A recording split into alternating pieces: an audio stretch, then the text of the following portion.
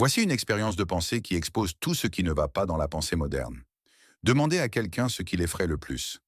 Un effondrement social complet où l'électricité tombe en panne, la nourriture s'épuise et la loi disparaît, ou bien se retrouver seul dans une pièce avec un homme. On pourrait penser que l'apocalypse l'emporterait, n'est-ce pas? Mais de plus en plus, les gens disent qu'ils préféreraient affronter la fin de la civilisation plutôt que de faire confiance au sexe opposé. Laissez-moi vous expliquer pourquoi il ne s'agit pas d'un danger réel, mais d'un conditionnement psychologique qui a créé une génération terrorisée par sa propre espèce, tout en étant totalement impréparée aux menaces réelles.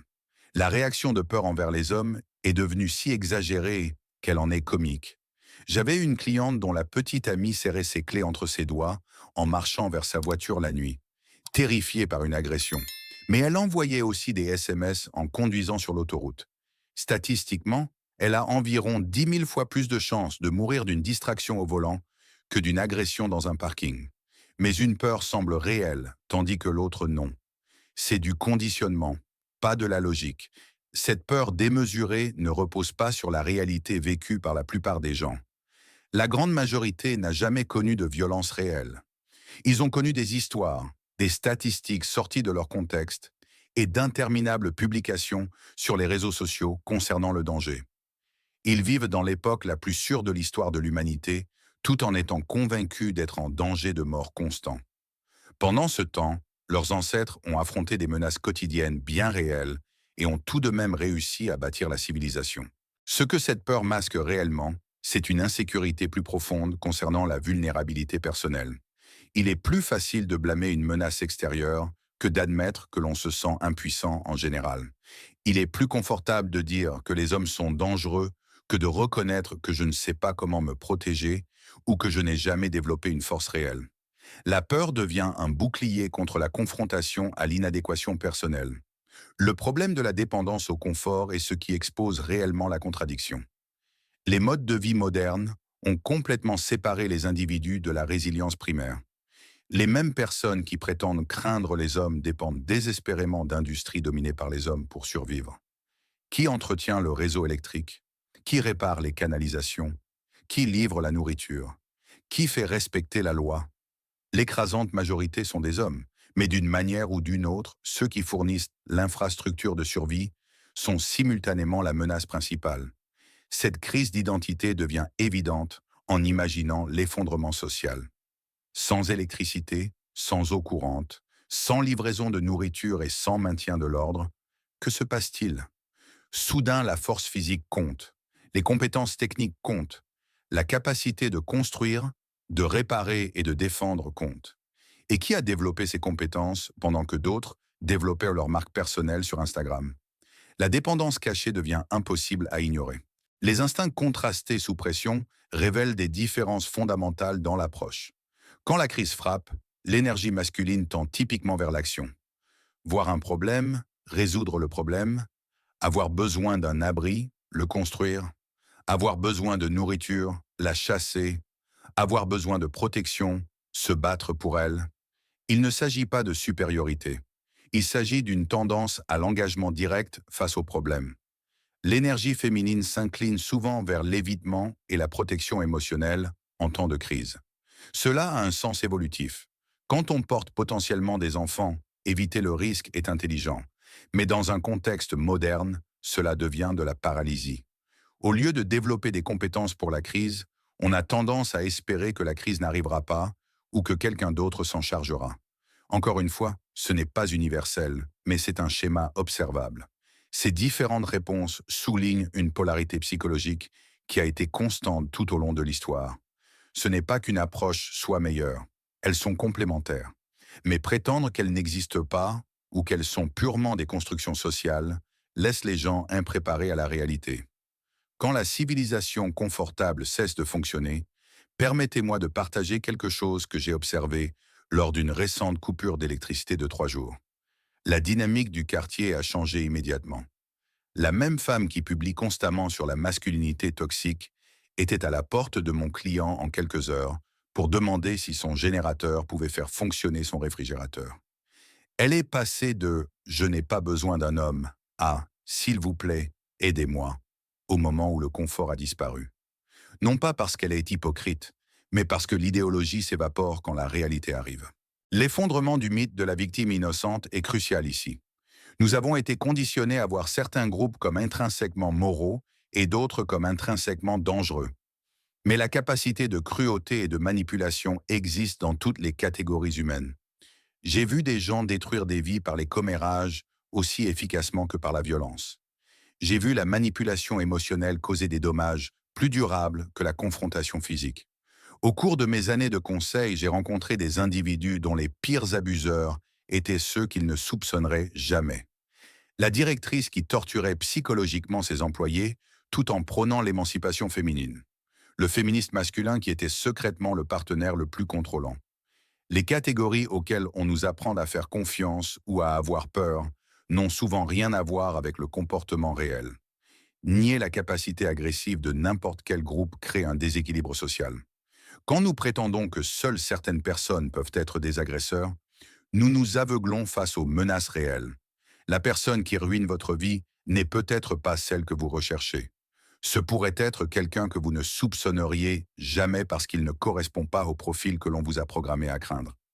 Cette fausse croyance en l'unité et la sécurité au sein du même genre s'effondre à l'examen. La notion selon laquelle les individus s'épanouissent automatiquement parmi leur propre genre ignore une preuve massive du contraire. La compétition, la jalousie et l'hostilité latente surgissent souvent dans les groupes non mixtes. Demandez à n'importe qui ayant travaillé dans un environnement exclusivement féminin ou exclusivement masculin. Ce n'est pas l'utopie que les gens imaginent. Je conseille des individus qui ont été trahis, sabotés et détruits par leur propre genre, bien plus souvent que par le sexe opposé.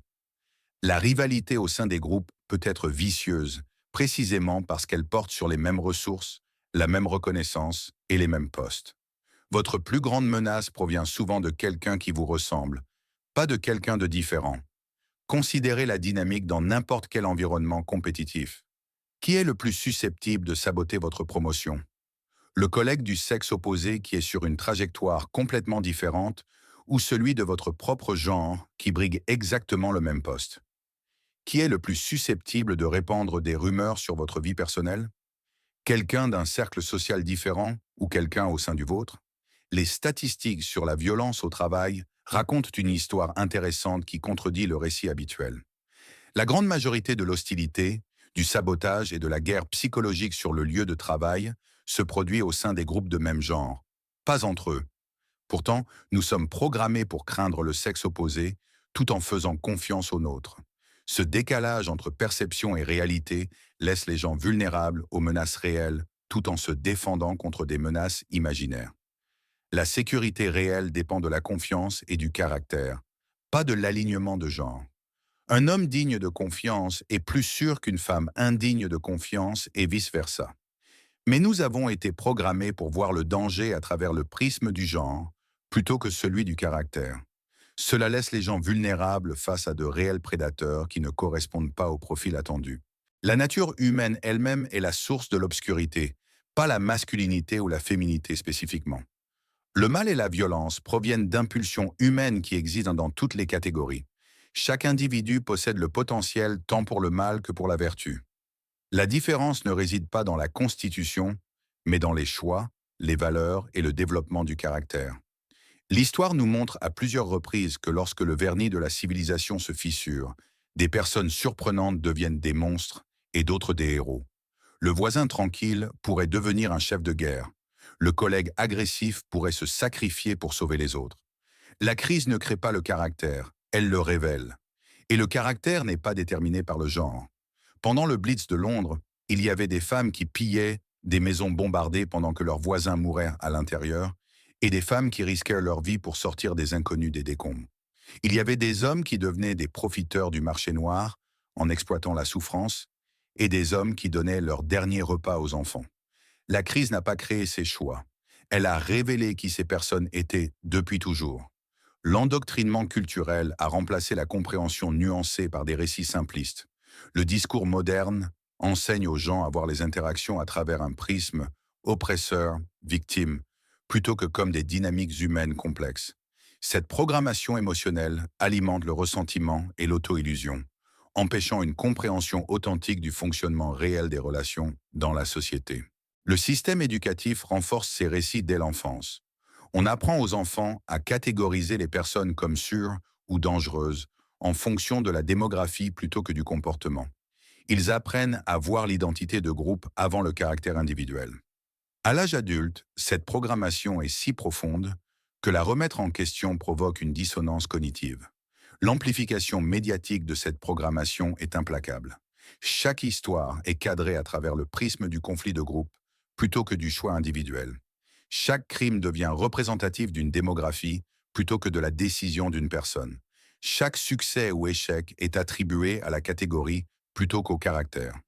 Ce renforcement constant fait que la programmation semble être la réalité, même lorsque l'expérience personnelle la contredit. La propagande de genre sert les intérêts de quelqu'un, mais pas les vôtres. Pendant que les gens se battent pour savoir qui est le plus dangereux ou le plus victimisé, les véritables structures de pouvoir restent incontestées. Diviser pour régner est une stratégie ancienne, et elle fonctionne parfaitement. Maintenez la population dans la peur mutuelle, et ils ne remarqueront pas qui les exploite réellement. Les situations de crise révèlent ce que la civilisation nous permet de cacher. Quand les ressources se raréfient, quand la loi s'effondre, quand la survie est incertaine, le confort idéologique disparaît. Soudain, la compétence importe plus que les diplômes.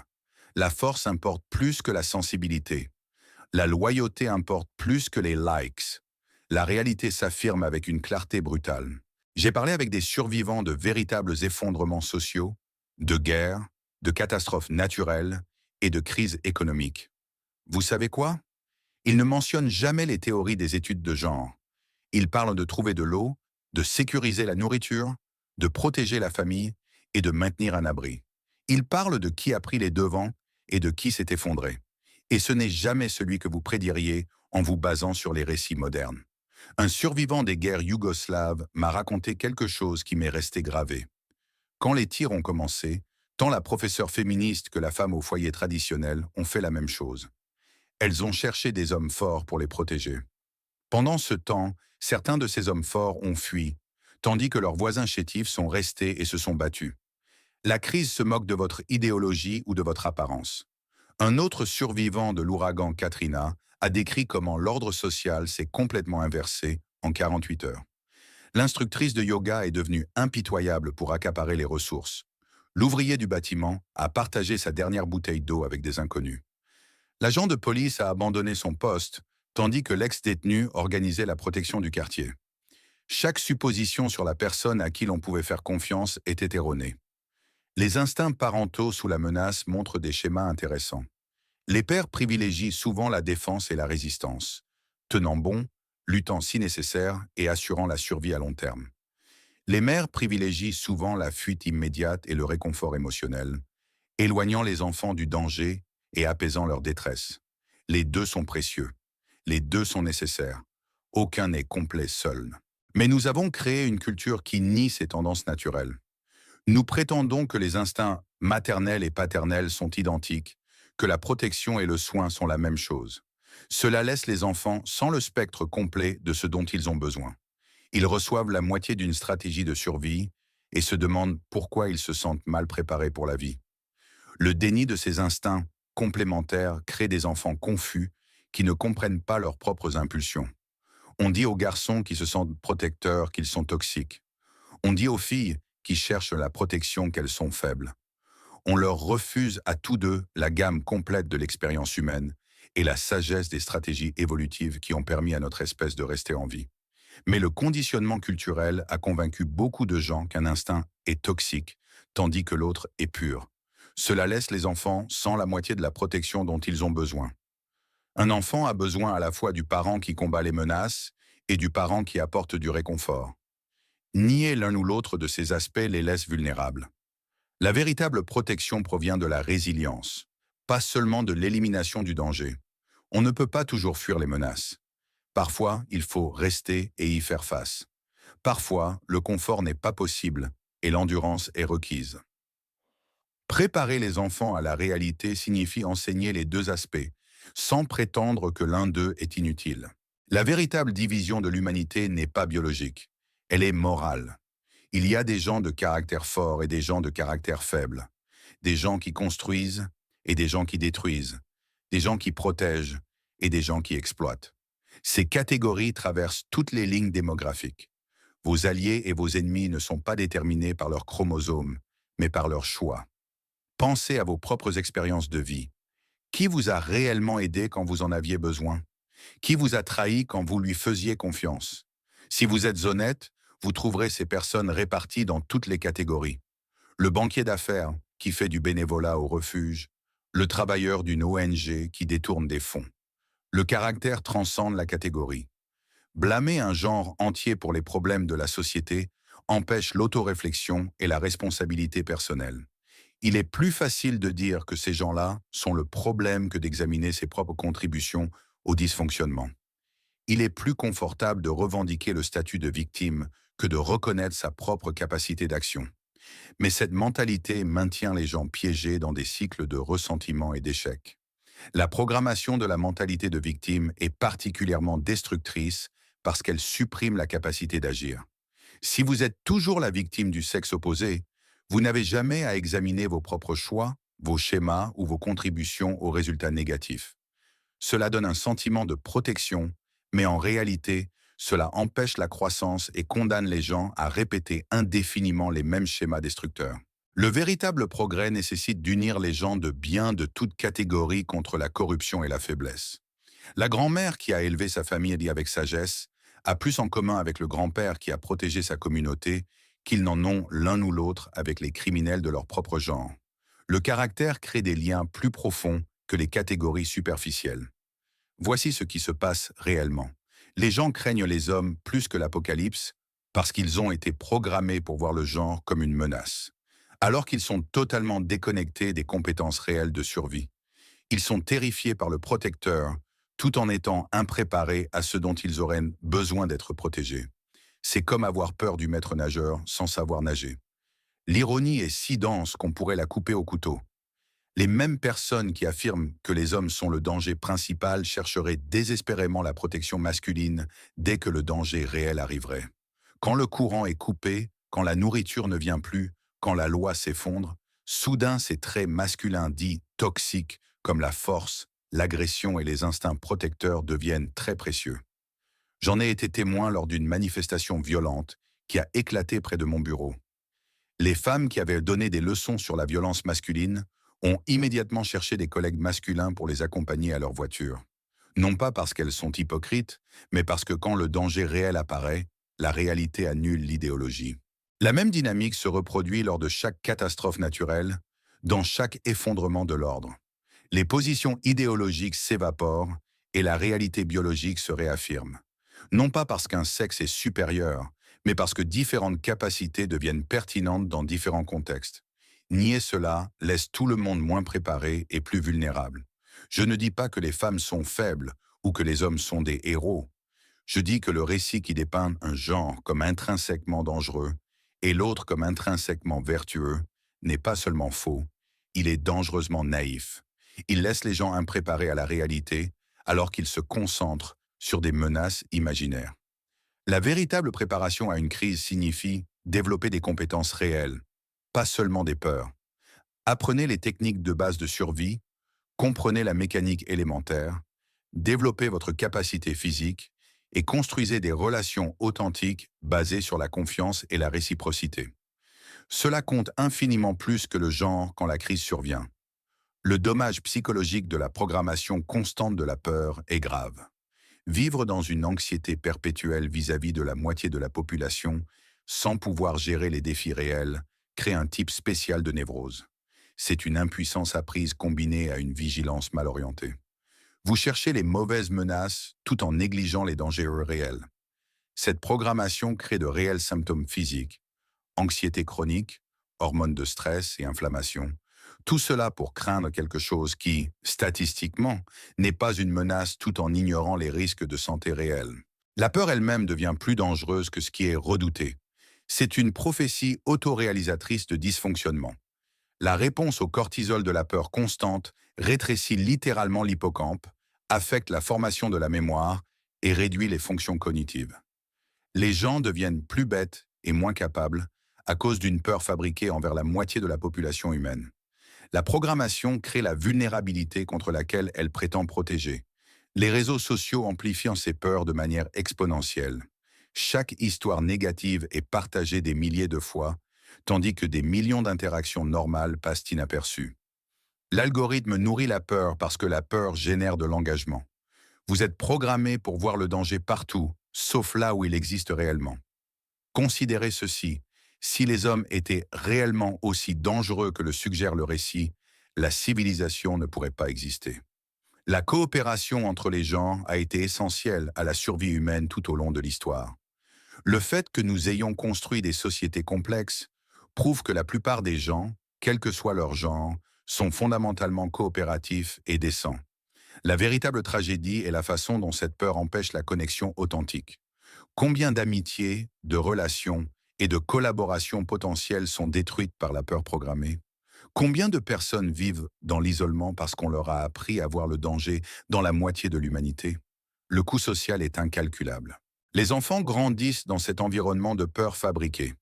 On apprend aux garçons qu'ils sont intrinsèquement dangereux. On apprend aux filles qu'elles sont intrinsèquement des victimes. On les prive tous deux de l'opportunité de se voir mutuellement comme des êtres humains complets, au potentiel complexe. Ce dommage psychologique résonnera pendant des générations.